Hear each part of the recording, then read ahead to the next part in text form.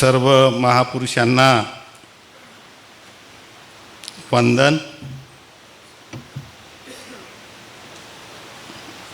आजच्या कार्यक्रमाचे उद्घाटक राष्ट्रीय महाराष्ट्र राज्याच्या 35व्या अधिवेशनाचे उद्घाटक डॉक्टर आगलावे साहेब, मॅडम प्रतिमा शिंदेजी, दीपा, विचारपीठावर बसलेले माझे स्नेही आणि उपस्थित बंधू आणि भगिनींनो, बऱ्याच दिवसापासून महाराष्ट्राच्या बाहेर संघटनेचं काम करत असल्यामुळं मला मराठी बरोबर बोलता येत नाही, पण मी प्रयत्न करणार आहे आता। तर मैं हिंदी बोलूं? तो साथियों, अब ये जो कार्यक्रम है इसका उद्घाटन सत्र का टाइम जो है 10:30 बजे से 1 बजे तक, और अभी 12:25 हो रहे हैं, और फिर अध्यक्षीय भाषण भी है, और उसके लिए कम से कम मेरा ख्याल है 45 मिनट होना चाहिए अध्यक्षीय भाषण में। ये स्थिति आप लोगों ने हम पर जो लाई है, इसके लिए आप लोग जिम्मेवार हो। मैं इसलिए कह रहा हूँ कि ये कार्यक्रम 10:30 बजे शुरू होना चाहिए था। आप लोग इस हाल में 11:20 में आए, तो आपने हमारे 45 मिनट ले लिए। तो हमारे जो 45 मिनट आपने लिए, तो मुझे लगता है आपने वो हमें 45 मिनट वापस करने चाहिए, तभी मैं भी अपना समय बराबर दे सकूं और अध्यक्षीय भाषण भी होगा। दूसरी महत्वपूर्ण बात जो मैं ये बताना चाहता हूँ वो ये कि मुझे वैसे आदत है विषय के अंतर्गत बोलने का। मैं उस ढंग से अपनी तैयारी करता हूँ और विषय के अंदर ही बोलता हूँ। मेरे लिए अभी खुशी की बात यह है कि मेरे लिए कोई विषय नहीं है, तो मैं मतलब मुक्त छंद में मतलब अपनी बात कर सकता हूँ। मुझे जो इस देश के संदर्भ में आज जो महसूस हो रहा है उस पर मैं अपने विचार खुले रूप से रख सकता हूँ। ये मेरे लिए मेरा ख्याल है अच्छी बात है, लेकिन वो भी मैंने अपने लिए एक विषय बना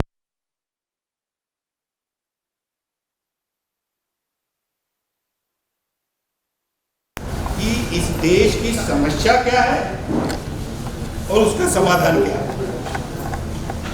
इस देश की समस्या और उसका समाधान। और इस देश की समस्या जब मैं ये कह रहा हूँ तो इसका मतलब ये नहीं कि इस देश की जो जियोग्राफिकल बाउंड्री है, मतलब इस देश की जो भौगोलिक क्या बाउंड्री कहेंगे उसे,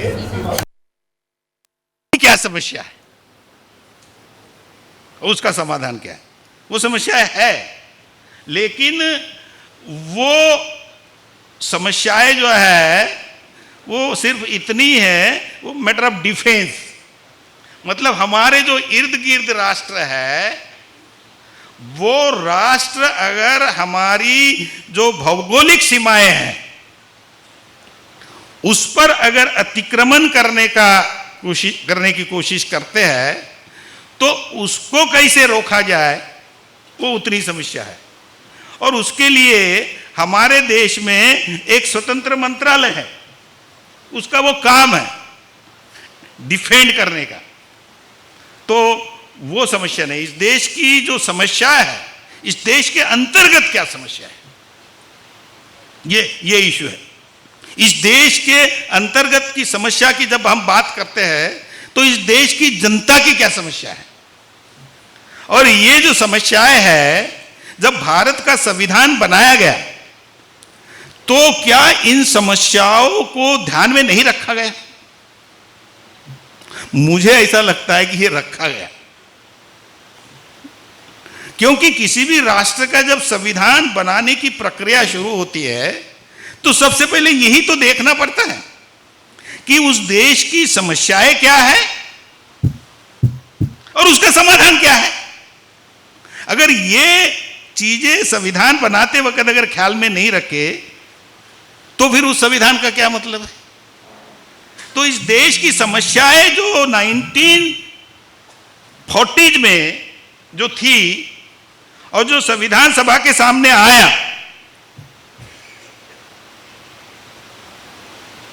तो उस समस्याओं का समाधान संविधान निर्माताओं ने किया और उन्होंने ये सभी मुद्दे कॉन्स्टिट्यूएंट असेंबली जो फॉर्म हुई 9 दिसंबर 1946 पहले, और उस वक्त ये जो समस्याएं है, बुनियादी समस्याएं क्या है। तो बुनियादी समस्याएं जो यहाँ बताई गई, इस देश में इनइक्वालिटी है, गैर बराबरी है, जीवन के हर क्षेत्र में गैर बराबरी है, सामाजिक क्षेत्र में है, आर्थिक क्षेत्र में है और राजकीय क्षेत्र में है। इस देश में एक समस्या है, इस देश में हर व्यक्ति के साथ न्याय नहीं हो रहा है। तो न्याय होना चाहिए, बराबरी होना चाहिए। फिर इस देश में लोगों का दमन हो रहा है, तो दमन हो रहा है तो दमन नहीं होना चाहिए, तो इसलिए इस देश में स्वतंत्र होना चाहिए। नो, ये मतलब 1947 वाला नहीं, 1947 वाला स्वतंत्र नहीं, 1947 वाला जो स्वतंत्रता है वो है इंडिपेंडेंस। और देश की जनता को स्वतंत्र करने की जो बात हो रही है वो क्या है, वो है लिबर्टी। दो अलग अलग है। मतलब इस देश की जनता को लिबरेट करना चाहिए। कैसे लिबरेट करना चाहिए, उन पर जो अन्याय अत्याचार हो रहा है उससे उन्हें लिबरेट करना चाहिए। उनके साथ जो गैर बराबरी का व्यवहार हो रहा है उनसे उनको लिबरेट करना चाहिए। उनके साथ अन्याय हो रहा है, उनके साथ न्याय होना चाहिए। ये बात ये कही है। तो आप ये देखेंगे ये सब ये समस्याएं जो ये बुनियादी समस्या है। इस देश के लोगों को इक्वल टर्म्स में एजुकेशन नहीं मिल रहा है, उनको एजुकेशन मिलना चाहिए। ये जो बुनियादी समस्या है, इन बुनियादी समस्याओं पर संविधान निर्माताओं ने पूरा अपना समय लगाया। आप सबको पता है चर्चा कितना दिन हुई, हम सब बताते हैं 2 साल 11 महीने 18 दिन कॉन्स्टिट्यूएंट असेंबली में डिबेट हुई और इन सब समस्याओं के ऊपर जो निचोड़ निकाला उन्होंने, इसका हल कैसे निकालने का, वो आप अगर डिटेल में पढ़ेंगे तो वो मिलता है, वो अभी आप सबको अवेलेबल है, आपने पढ़ना चाहिए। लेकिन जो इसका निचोड़ निकाला है वो प्रीएम्बल में लिखा है, कॉन्स्टिट्यूशन के इस चीज को लिखा है। और क्या कहा है, कहाँ से शुरुआत किया, कहाँ से शुरुआत किया प्रीएम्बल में, वी द पीपल, मतलब हम।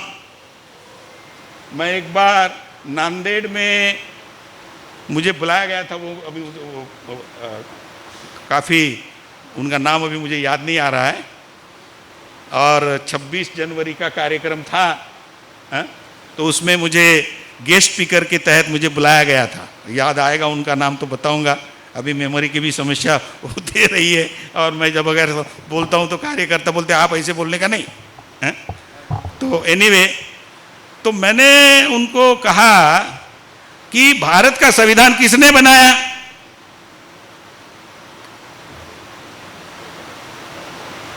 तो उन्होंने बोला कि बाबा साहब ने बनाया। तो मैंने बोला बाबा साहब ने भारत का संविधान नहीं बनाया। जैसे ही मैंने ये कहा कि भारत का संविधान बाबा साहब ने नहीं बनाया, जितने भी लोग बाबा साहब को चाहने वाले उस हाल में थे वो खड़े होके वो टूट पड़े मुझ पर।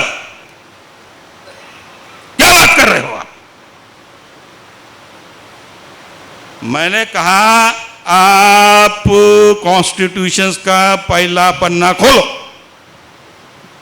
और पहला पन्ना खोलने के बाद पढ़ो और पहली लाइन पढ़ो। क्या है पहली लाइन? वी द पीपल, हम भारत के लोग इस देश को ऐसा संविधान देने जा रहे। कौन कौन? हम इस देश को ऐसा संविधान देने जा रहे हैं जिसमें क्या होगा? न्याय होगा। न्याय, कौन सा न्याय? कहां से शुरुआत किया? Justice, social, economic and political. मतलब जस्टिस भी कौन सा होना चाहिए? पहले सोशल जस्टिस होना चाहिए, पहले बाद में इकोनॉमिक जस्टिस होना चाहिए और बाद में। अब क्या हुआ? सबसे पहले क्या हुआ? सबसे पहले हमें जो आर्टिकल 326 में जो मिला पॉलिटिकल जस्टिस। क्या है political justice? One man one vote one value. और इसलिए ये मिला पॉलिटिकल जस्टिस। मेरा ख्याल है you all are enjoying this.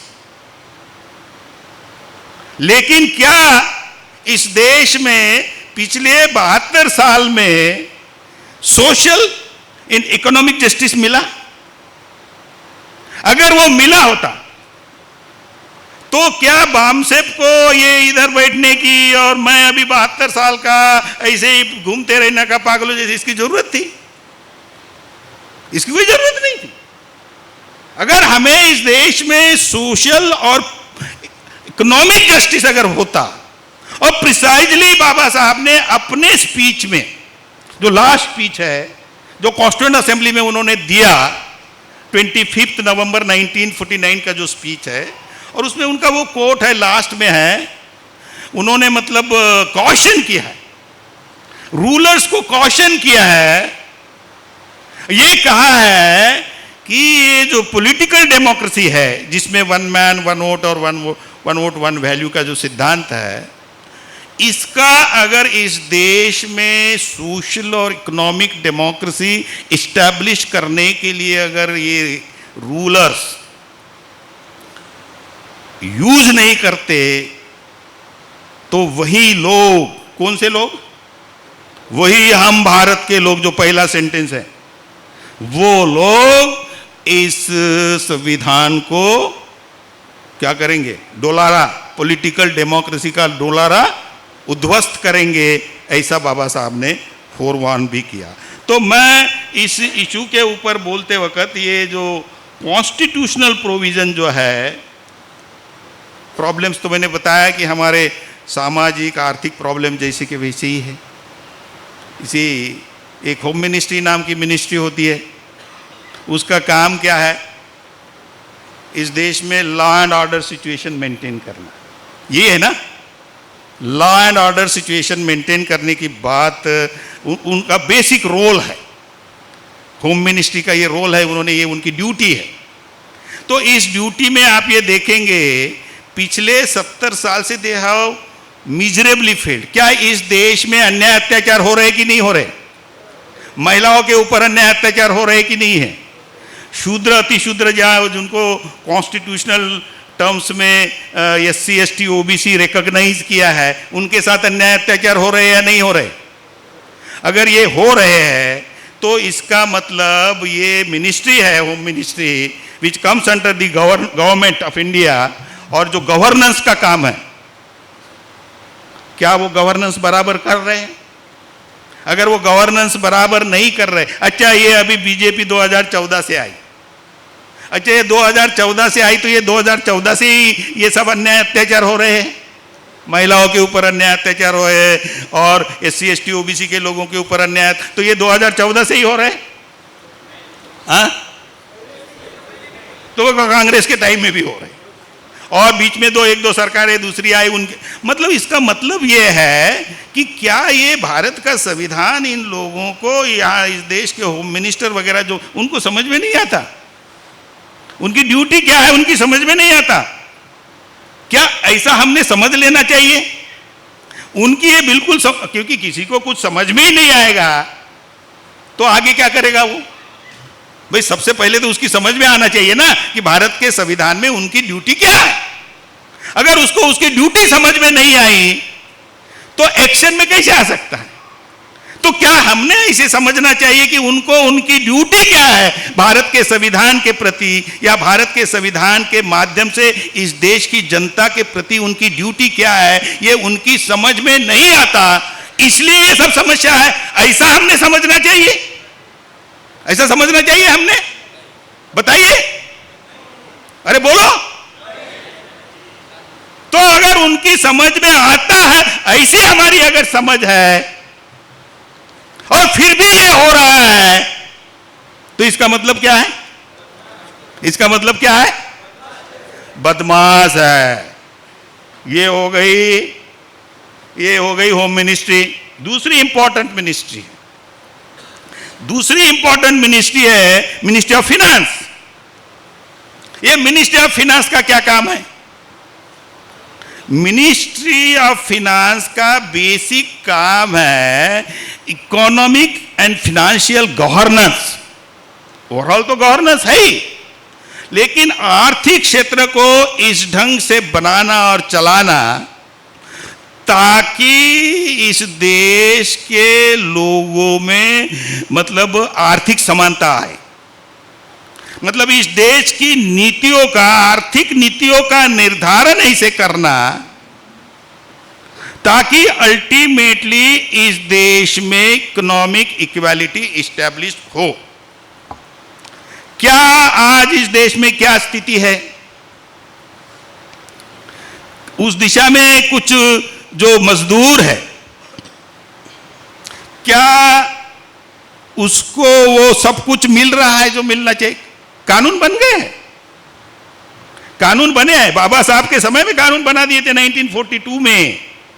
वो सब उन्होंने मतलब जो बाबा साहब ने जो भी हम लोगों के लिए भारत के संविधान में इनकॉर्पोरेट किया, उसको डिस्ट्रॉय कर रहे हैं।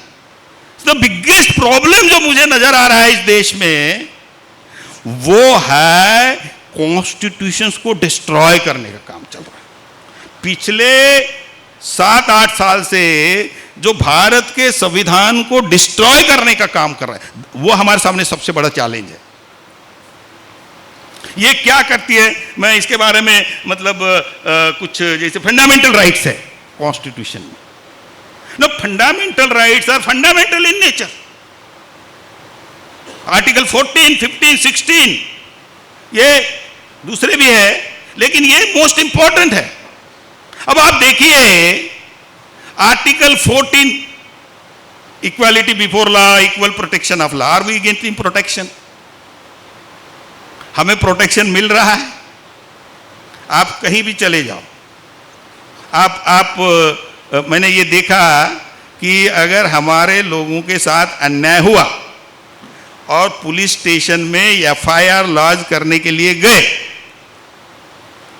तो जिसके खिलाफ में एफआईआर लॉन्च करने के लिए जाते हैं उसके खिलाफ में एफआईआर नहीं होती, जो एफआईआर लॉन्च करने जाते उसी के खिलाफ में। खैर लांजी में क्या हुआ?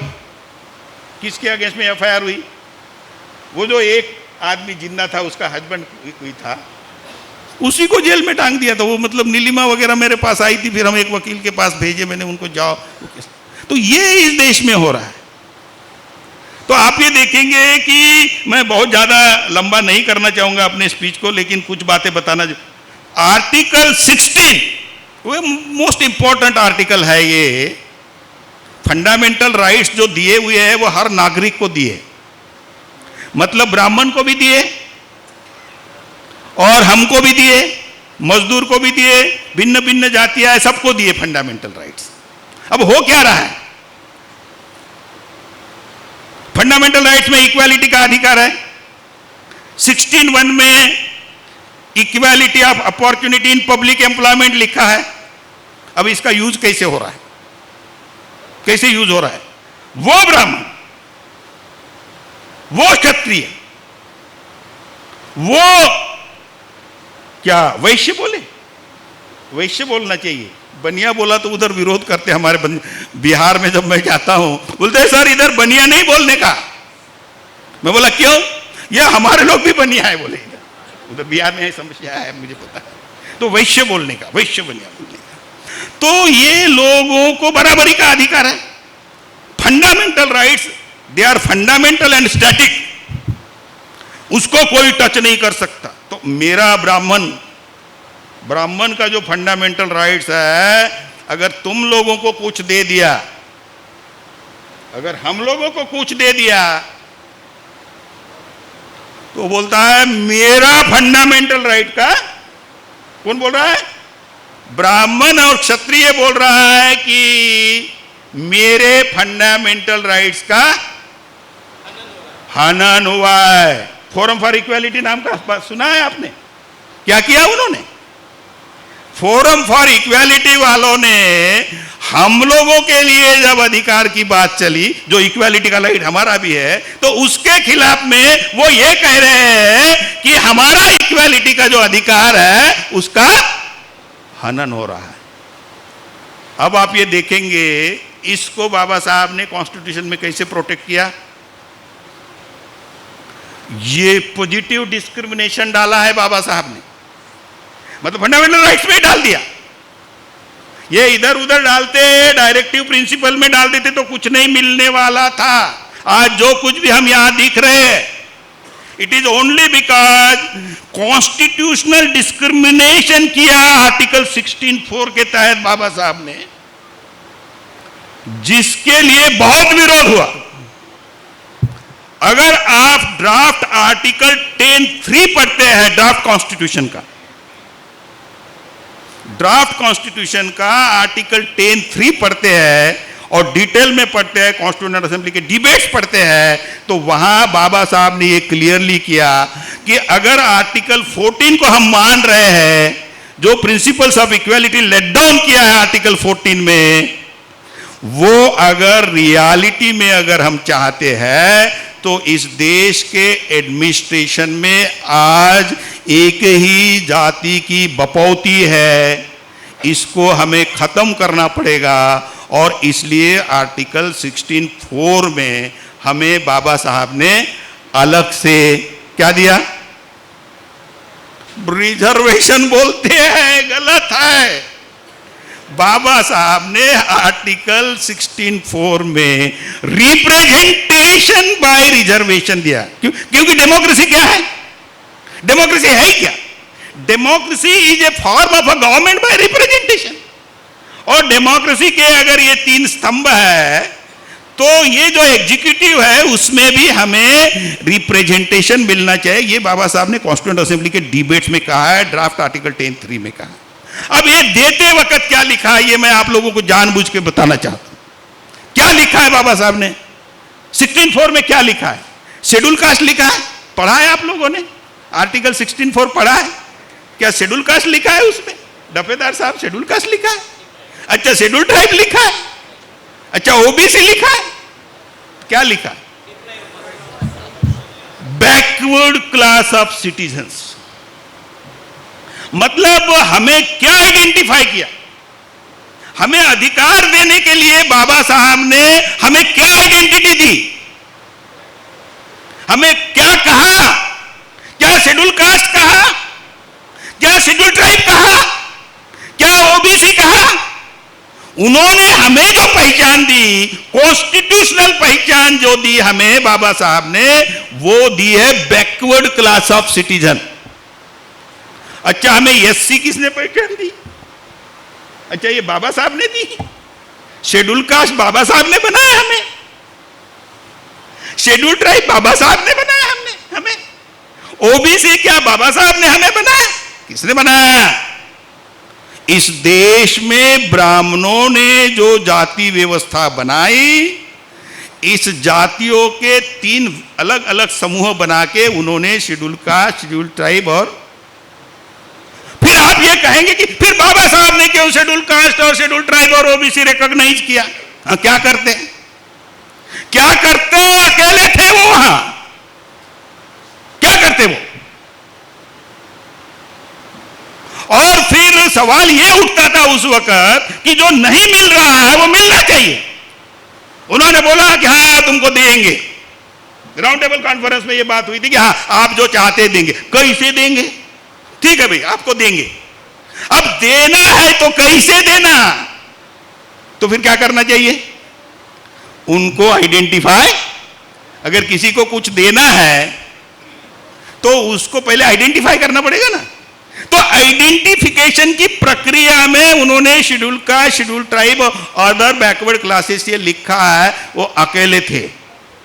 इस चीज को समझिए।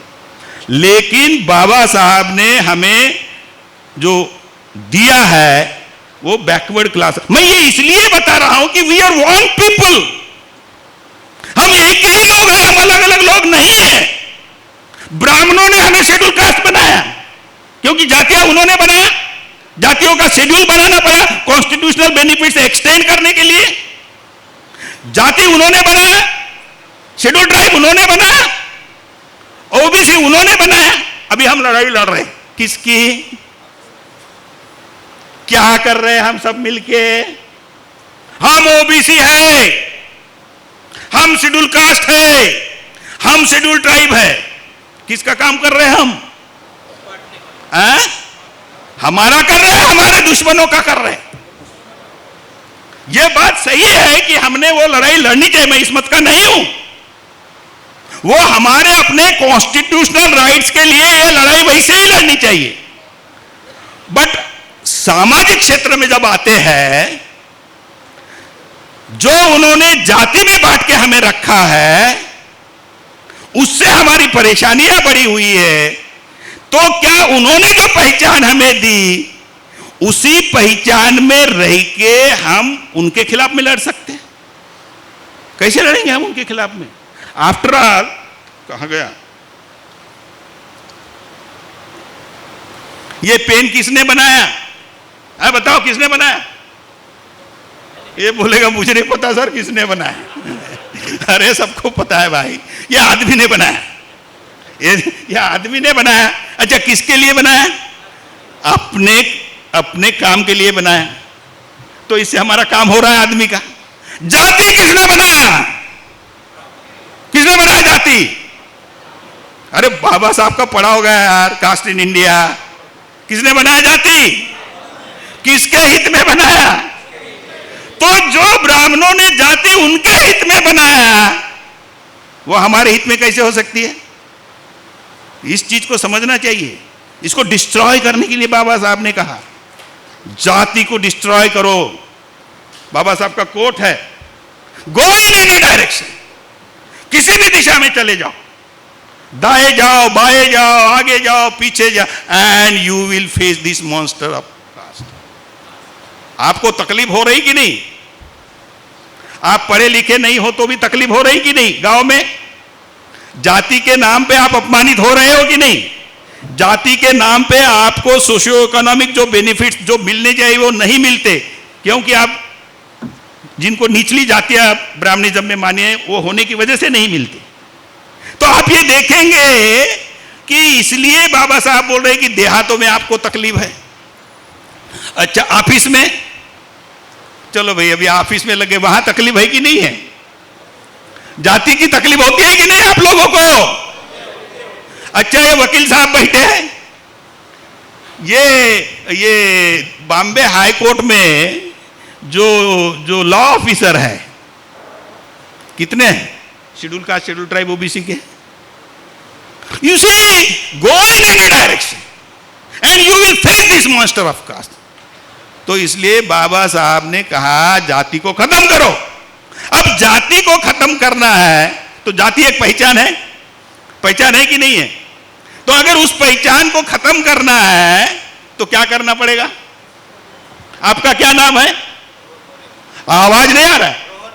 अजी रोहन, अभी मैं तुम्हारा रोहन निकाल लिया, अब आप क्या है? रोहन मोरे ही निकाल लिया पूरा, अब क्या है? अब आपको पहचान नहीं है तो क्या? तो तू इधर इधर, तू इधर, ऐसा बोलेंगे क्या? इसकी पहचान अगर निकाल दिया तो इसको क्या करना पड़ेगा? पहचान देना पड़ेगा ना। लाइकवाइज अगर जाति को खत्म करना है, उसकी पहचान को खत्म करना है, तो आपको नई पहचान। तो बाबा साहब ने जाति के बारे में यह भी कहा, it is a psychological state of mind. ये बाबा साहब की इसमें है, जाति जो है ये साइकोलॉजिकल स्टेट ऑफ माइंड है। तो अभी ये कहां है साइकोलॉजिकल स्टेट ऑफ माइंड, कहां है? अब इसको खत्म करना है कैसे? हथौड़ा मार के। भाई इस फोन को खत्म करना है, इस फोन को खत्म करना, क्या करना चाहिए? हथौड़ा मारो फोन। अब ये जाति खत्म करना है, तो इसको कैसे खत्म करोगे? इसको खत्म करने के लिए वो जो जहां है वहां मेडिसिन डालनी पड़ेगी। भाई अगर कैंसर की है बीमारी तो क्या कहते हैं डॉक्टर? वो मेडिसिन देते हैं ना। फिर क्या होता है? वो मेडिसिन अंदर चली जाती है, फिर क्या होता है अंदर? अंदर क्या होता है? कैंसर की पेशीज और कैंसर की दवाई, इसकी क्या होती है? अंदर लड़ाई होती है। और लड़ाई होने के बाद कैंसर की पेशी से थोड़ी ज्यादा दवाई दे दी तो कैंसर क्या होता है? तो वैसे ये दिमाग में ये जो जाति बैठी हुई है, इसको खत्म करना है, तो इसको दवाई देनी पड़ेगी, नहीं देनी पड़ेगी राहुल? अच्छा कहां से?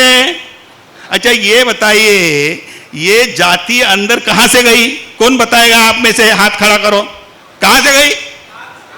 कान से गई। तो अभी दवाई अगर देना है तो कहां से देनी पड़ेगी? तो फिर वो जाएगी दवाई। वो दवाई मूल निवासी है, अभी वो सब्जेक्ट नहीं है यहां। वो दवाई मूल निवासी है। वो दवाई डालो उधर से, वो दवाई लड़ेगी। जैसे कैंसर की पेशिश के साथ कैंसर की दवाई लड़ती है, वो जाएगी अंदर। वो बोले क्या? मैं चमार हूं तो अपमानित होता हूं, मैं तेली हूं तो अपमानित होता हूं, महार हूं तो अपमानित होता हूं, और मूल निवासी हूं तो मैं इस देश का बासिंदा हूं। We the people of India, हम इस देश के लोग हैं। अब इसका बहुत लंबा इतिहास है, वो अभी आज का सब्जेक्ट भी नहीं है, लेकिन हमें नई पहचान कॉन्शियसली हर व्यक्ति में इम्बाइब करनी पड़ेगी, उसके लिए काम करना पड़ेगा। ये एक विषय थोड़ा सा बोलना चाहता था मैं। अब थोड़ा आर्थिक स्थिति जो है उसके बारे में मैं कुछ बोलना चाहता हूँ। ये देश जो है कैसा सत्यानाश किया। मैं इकोनॉमिक मिनिस्ट्री, फाइनेंशियल मिनिस्ट्री की, फाइनेंस मिनिस्ट्री की बात कर रहा था। हमारे देश में आज जीडीपी $700 बिलियन है,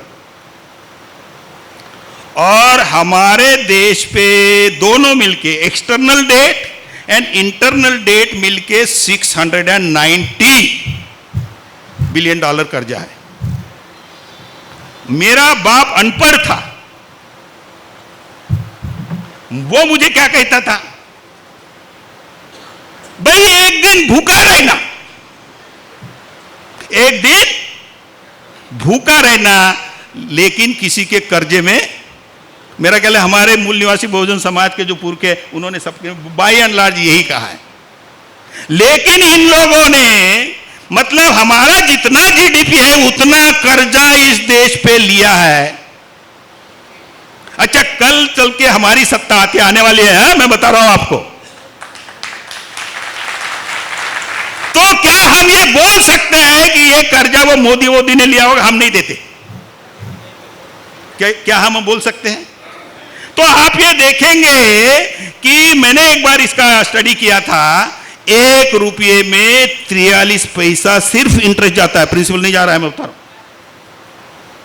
इतना सत्यानाश इस देश की आर्थिक व्यवस्था का इन्होंने किया है। दैट इज द रीजन हमारे लोगों के पास जो पैसा नहीं आ रहा है।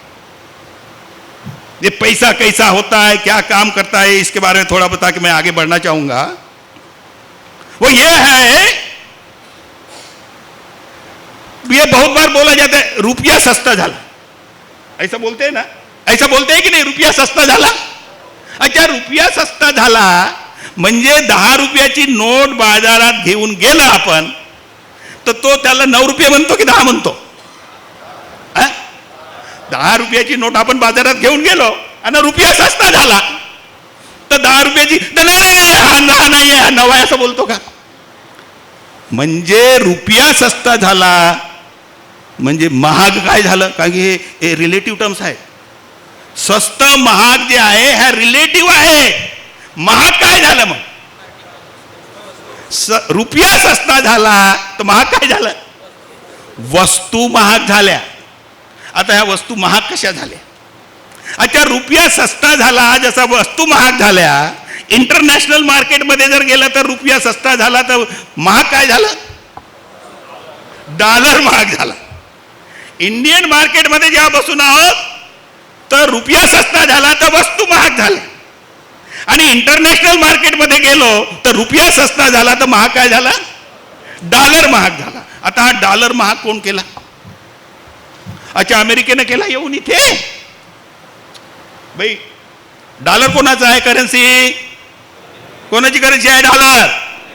तर मग अमेरिकेचा प्रेसिडेंट आला इंडियामध्ये आणि त्यांनी मग रुपया डॉलर महाग केला का?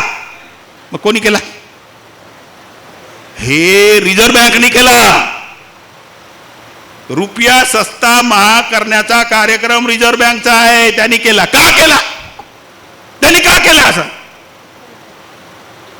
सोपं आहे. मी हे सगळं इकॉनॉमिक्स थोडं समजावून सांगण्याचा विचार करतो, काय कार्यकर्त्यांशी बरेचदा माझा संवाद जास्त होत नाही आता. तर कसा झाला तो? तुम्ही बाजारात गेले आणि टमाटर घ्यायला गेले आणि रोज 10 गाड्या टमाटर येत होते मार्केटमध्ये, आणि आता 2 गाड्या आले टमाटर मार्केटमध्ये. टमाटर काय झाला? तसंच इंटरनॅशनल मार्केटमध्ये तुम्ही जेव्हा घ्यायला जाता, तुम्हाला करन्सी पाहिजे. इंटरनॅशनल मार्केटमधून काही माल घ्यायचा आहे तर रुपया पाठवू शकता त्यांना. मग काय पाठवा लागेल? डॉलर पाठवावं लागेल. मग डॉलर कुठून घेणार तुम्ही? रिझर्व्ह बँककडे जाणार आणि डॉलर. तर तो म्हणते माझ्याकडे 10 गाडी टमाटर नाही आहेत. किती आहेत? 2 गाड्या टमाटर आहेत. तर मग 2 गाड्या टमाटर आहेत तर मग डॉलर म्हणजे माझ्याजवळ कमी आहे. माझ्याजवळ कमी आहे पण तुम्हाला पाहिजे आहे तर देतो, पण तुम्हाला रुपया जास्त मोजावा लागेल. मग रुपया जेव्हा तो जास्त मोजतो तर त्याचा आमच्या जीवनावर काय परिणाम होता? हा जो मला जे सांगायचं आहे, आमच्या मूल निवासी बहुजन समाजाच्या जीवनावर त्याचा कसा परिणाम होतो. आता हा कशासाठी? आपल्या देशामध्ये जे टोटल फॉरेन एक्सचेंज आहे त्याच्या 75, अरे मराठीत आलो वाटतं मी, त्याच्या 75, उसका 75% जो है हमें पेट्रोलियम प्रोडक्ट्स, डीजल और पेट्रोल इंपोर्ट करने में लगता है. तो अभी वो डॉलर में गया उधर तो वो उसका रुपये में देना पड़ता है. तो जिसने लिया, कंपनी ने लिया, डॉलर ज्यादा लेके उधर भेजा तो कंपनी अपना पैसा निकालेगा कि नहीं निकाला? अगर वो आप कंपनी के हक मालक हो तो जब आप निकालते हो तो फिर आपको 120 रुपया लीटर से उपलब्ध है इंटरनेशनल मार्केट में.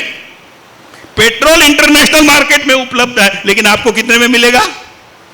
120 रुपया लगेगा. तो इसलिए जो हमारी जो आर्थिक व्यवस्था है वो चरमरा जाती है. तो आप ये देखेंगे ये सभी वस्तुओं के लिए है. अगर वो इनडायरेक्टली अनाज है वो भी महंगा होता है क्योंकि डीजल का ट्रांसपोर्टेशन हो रहा है. गेहूं, चावल पूरे इंडिया में इधर उधर ट्रांसपोर्ट हो रहा है, तो उसकी ट्रांसपोर्टेशन में डीजल जब ज्यादा लग रहा है, ज्यादा पैसा दे रहा है, तो आप ये देखेंगे कि हमारे जीवन के ऊपर उसका बहुत बुरा असर होता है. ये किसने किया? क्या ये राइट गवर्नेंस है? सवाल ये उठता है ये राइट गवर्नेंस नहीं. तो फिर ये मोदी एंड कंपनी खुद होके वहां गए. वहां जो जाके बैठा मोदी, आज सुबह का चाय पिया, बोला अभी चाय हो गया सुबह का, अभी जाता हूं पार्लियामेंट्री प्राइम मिनिस्टर की कुर्सी खाली बैठी है तो वहां जाके बैठता हूं और देश का. ऐसा हुआ क्या? बताइए. हाँ करमनकर साहब, मोदी खुद गया? मोदी खुद गया? कौन गया? कैसा गया? कैसा गया? हाँ अरे मुझे सुनाई नहीं आता आजकल। आपने भेजा, आपने भेजा, आप रिस्पॉन्सिबल हो, जिम्मेवारी फिक्स होनी चाहिए।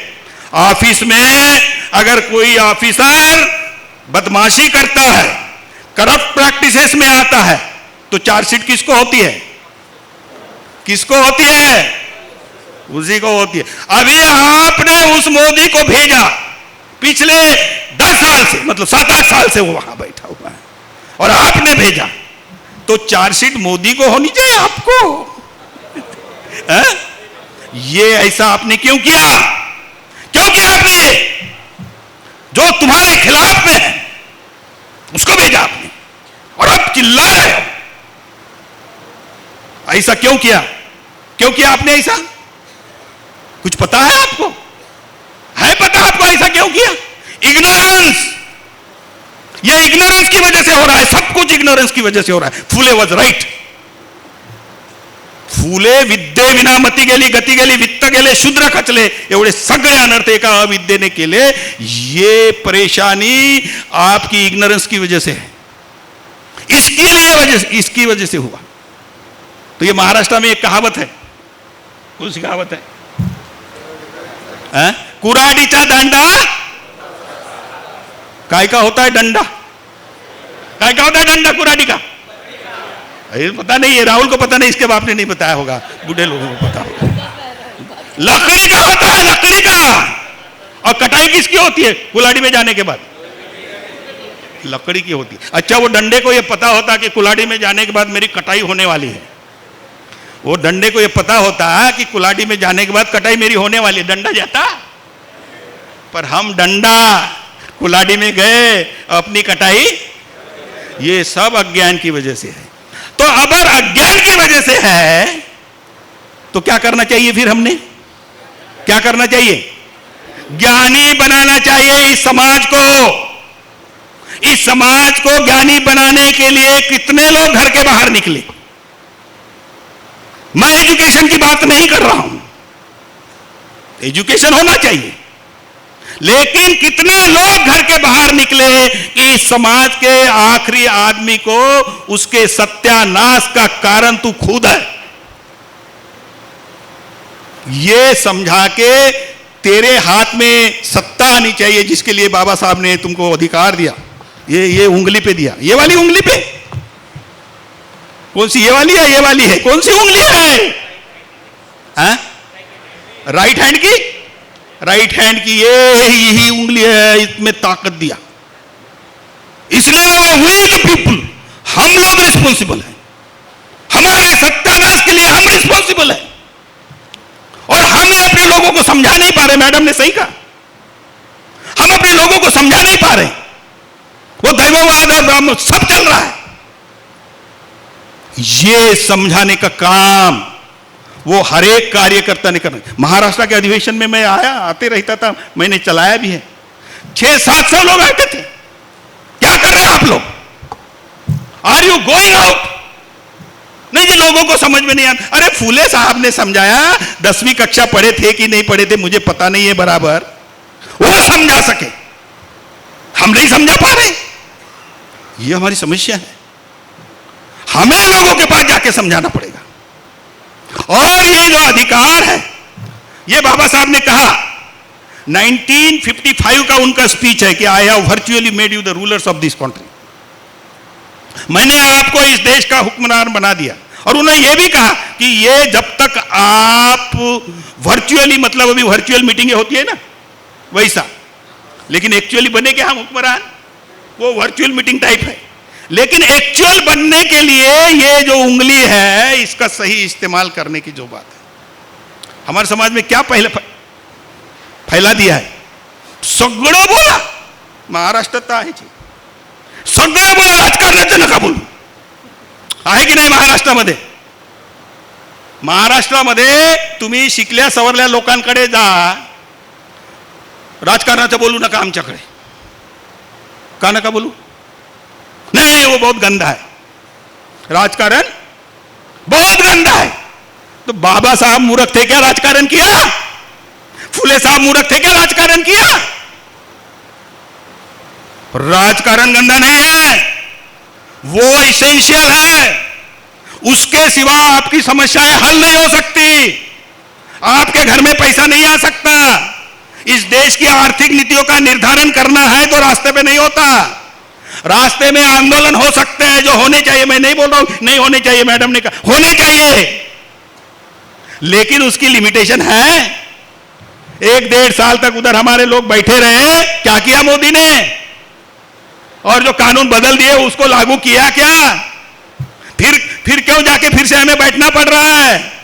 तो आप ये देखेंगे कि सोशल मूवमेंट्स के लिमिटेशन है और पॉलिटिकल पावर से मिल सकता है।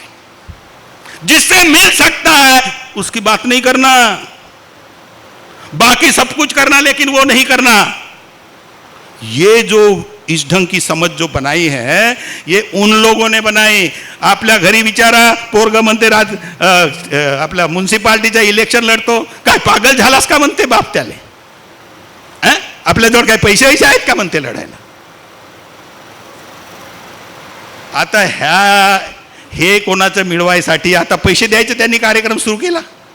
1-1, 2-2 हजार रुपये, 5-5 हजार रुपये ना तिकडे पार्लमेंटमध्ये करोडोनं चाललाय। पण खऱ्या अर्थानं जर माणसामध्ये समज निर्माण करून दिली, याला किती पैसे लागतात हे समजावून सांगायचंय। आणि हे समजावून सांगण्यासाठी हे जे काही बाकीच्या गोष्टी आहेत त्या अजून एक महत्त्वाचा मुद्दा 5-10 मिनिटात मी संपवतो, कारण की माझ्याजवळ लंब चौडक आहे।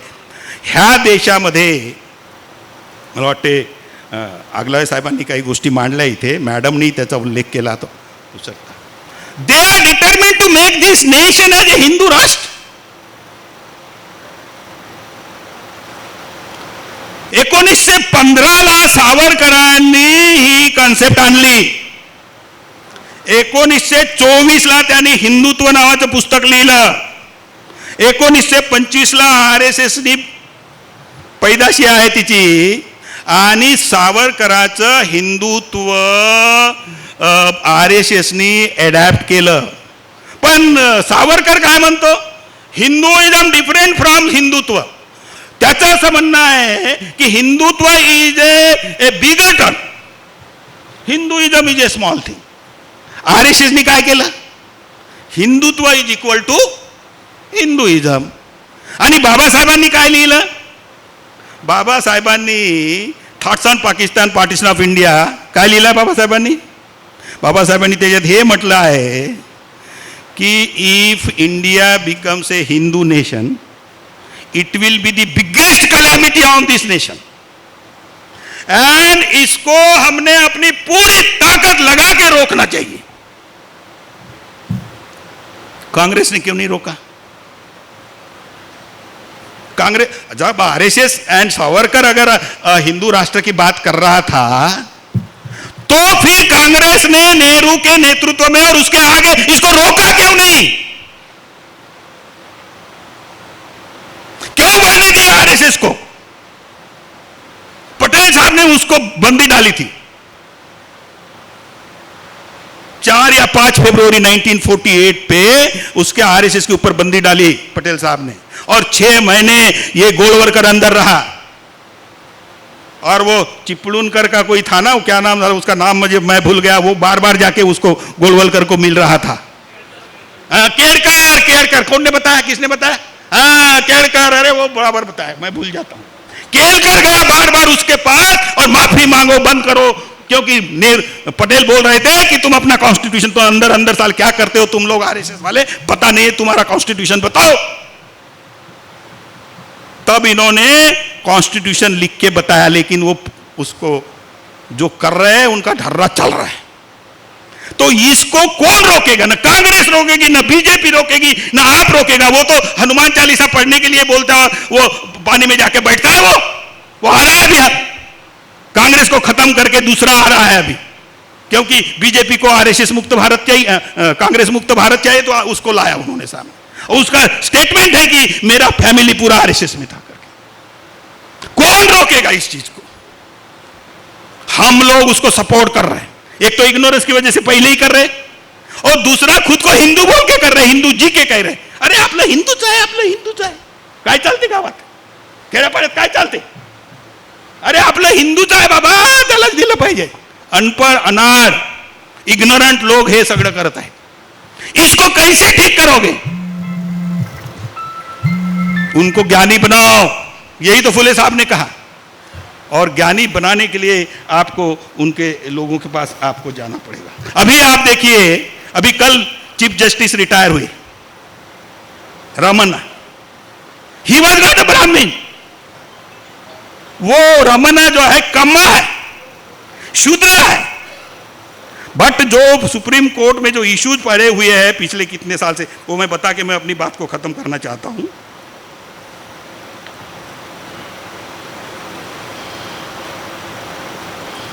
कौन से इश्यूज है, क्योंकि वो पढ़ के ही ठीक रहेगा ऐसा मुझे लगता है, इसलिए. कहाँ गया? I just take few minutes. कहाँ गया? पता नहीं, बहुत पीछे चला जाता है इसमें. चलो ठीक है, अभी ये निकाल के रखा था. उसमें 2-4 इंपॉर्टेंट चीजें हैं. मतलब कॉन्स्टिट्यूशन को डिस्ट्रॉय करने के लिए कॉलेजियम की व्यवस्था लाया. कॉन्स्टिट्यूशन में ये पावर जो है आर्टिकल 124 में बाबा साहब ने ये power government of the day को दिया है. और 124 में जो शब्दावली यूज की है वहां बाबा साहब ने in consultation with the chief justice of India, supreme court के और हाई कोर्ट के जजेस की नियुक्ति in consultation with the chief justice of India ऐसा लिखा है. और जब कनकरन शब्द आया, जो अमेंडमेंट फाइल हुए थे कॉन्स्टिट्यूशन असेंबली में, तो उन्होंने ये कहा था कि ये कनकरेंट होना चाहिए, कंसल्टेशन नहीं होना चाहिए. तो बाबा साहब ने उसका विरोध करके ये कहा है, रूल करते ये कहा है कि chief justice of India is after all a human being, और उसमें वो सभी प्रेजुडाइसेस और वीकनेसेस रह सकते हैं. इसलिए ये पावर कंकरेंट शब्द लिख के चीफ जस्टिस को नहीं देना चाहिए.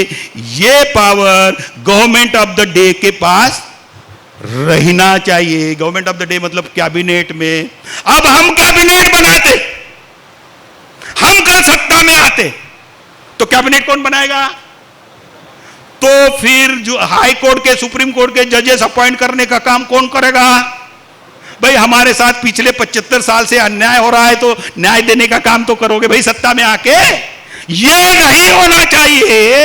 इसलिए ये कोर्ट में जो ब्राह्मण बैठे हुए हैं उन्होंने कॉन्करेंट शब्द वहां लाया, जबकि बाबा साहब ने कोई स्कोप इंटरप्रिटेशन का, सुप्रीम कोर्ट को क्या अधिकार दिए हाके पाटिल साहब? इंटरप्रिटेशन के.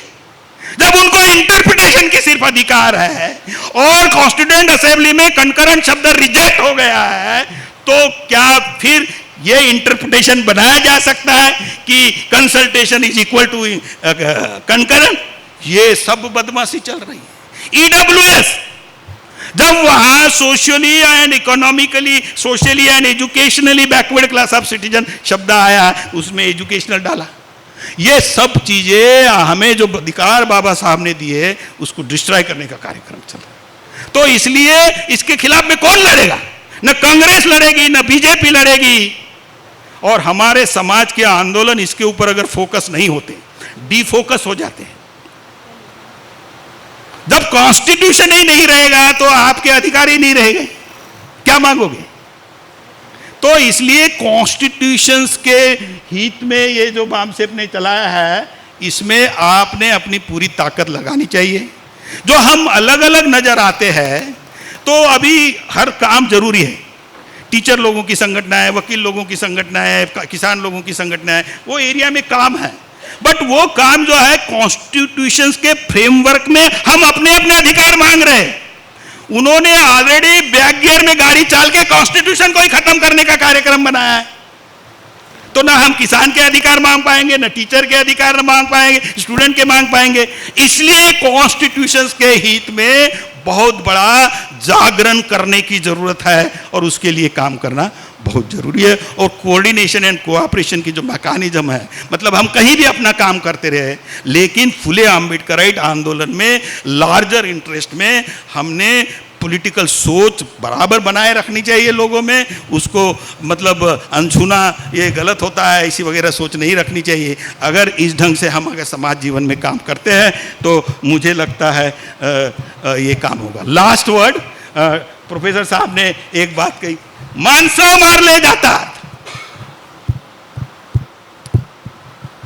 आता माझा मित्र मेला काल परवा, आणि मेल्याबरोबर काय म्हणले लोक, बॉडी बाहेर काढा, प्रकाश रोडकरला बाहेर नाही काढा। काय काढा? का तुमच्याकडे काय होते? माणूस मेल्यावर बॉडी बाहेर काढा। हे मारतात कोणाला? कोणाला मारतात? माणसांना मारतात की बॉडीला? काय हो मोहिते साहेब? बॉडीला मारतात। आणि माणूस काय? माणूस बॉडी नाही आहे, माइंड अँड मॅटर। मनुष्य जो बनला आहे तो फक्त बॉडी नाही आहे, माइंड अँड मॅटर मिळून तो माणूस आहे, तो एकटा बॉडी नाही आहे। मग त्याचं जे माइंड आहे, त्याने जे माइंड मधून जे प्रोड्यूस केलं ते आहे का नाही आहे? त्याने जे माइंड मधून प्रोड्यूस केलं ते आहे की नाही आहे? मग बुद्ध मरण पावला का जिवंत आहे? बुद्ध बघा आहे की बुद्ध मरण पावला की जिवंत आहे? तर मॅटर गेलं आणि माइंड राहिलं, त्याचा तो जो भाग आहे तो अवेलेबल आहे। आणि आपल्या कामाचं काय आहे? बुद्धाची बॉडी की बुद्धाचा विचार? त्या विचाराचं संवर्धन केलं पाहिजे, जनतेमध्ये जाऊन समजावून सांगितलं पाहिजे आणि कॉन्स्टिट्यूशनल फ्रेमवर्कमध्ये आपले अधिकार आपण मिळवून घेतले पाहिजे। मला वाटते एवढं पुरेसं होईल। जय भीम, जय मूल्यवासी, जय भारत, जय संविधान।